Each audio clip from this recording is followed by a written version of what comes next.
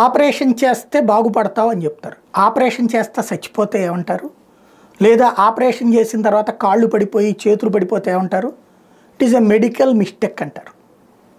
English వైద్యం చేసే వాళ్ళకి ఎలాంటి ప్రాబ్లం లేదు, ఏ శిక్ష ఉండదు, ఏ ప్రాబ్లం లేదు.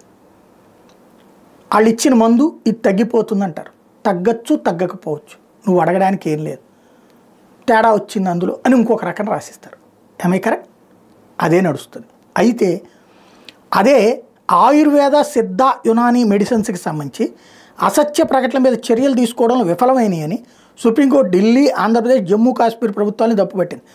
ఉత్తర్వుల అమల్లో ప్రభుత్వాలు నిర్లక్ష్యం వహిస్తున్నాయని న్యాయమూర్తులు అభయ స్వాక, ఉజ్జల్ భుయాల నేతృత్వం ధర్మాసనం వ్యాఖ్యానించి దీని మీద వివరణ ఇచ్చేందుకు సంబంధిత అధికారులు రమ్మనమంటోంది. అంటే వీళ్ళు ఏంది ఆయుర్వేద వాళ్ళు, సిద్ధ వాళ్ళు, వీళ్ళు ఏమండి మీకు మా దగ్గర ఉన్నట్టు ఈ మందు వాడితే కాస్త శ్వాసకోశ సక్రమంగా పనిచేస్తుంది, కిడ్నీలు సక్రమంగా పనిచేస్తాయి, ఈ ఆకు తింటే ఇది వస్తుంది, ఇలాగ ఎక్సర్సైజ్ చేస్తే ఇట్లా వస్తుంది అని చెప్తే అది బూత్ అవుతుందా?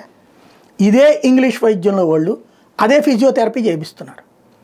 లేదా ఇదే ఇంగ్లీష్ వైద్యంలో ఉన్నటువంటి వాళ్ళు కొన్ని రకాలైనటువంటిది ఇప్పుడు ఆహారపు డైటు ఇట్లాంటిది ఏం చెప్తున్నారు, వాళ్ళకి సంబంధించినవి చెప్తున్నారు.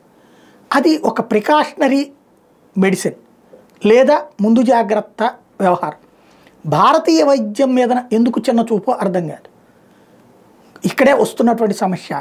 విదేశాల్లోనేమో చైనా లాంటి చోట్లేమో వాళ్ళ సొంత వైద్యానికి ఇచ్చే వాల్యూలో అక్కడ ఎవరు జోక్యం చేసుకోరు. ఇక్కడ మాత్రం భారతీయ వైద్యం మీదనే అన్ని వ్యవస్థలు పగబడుతుంటాయి.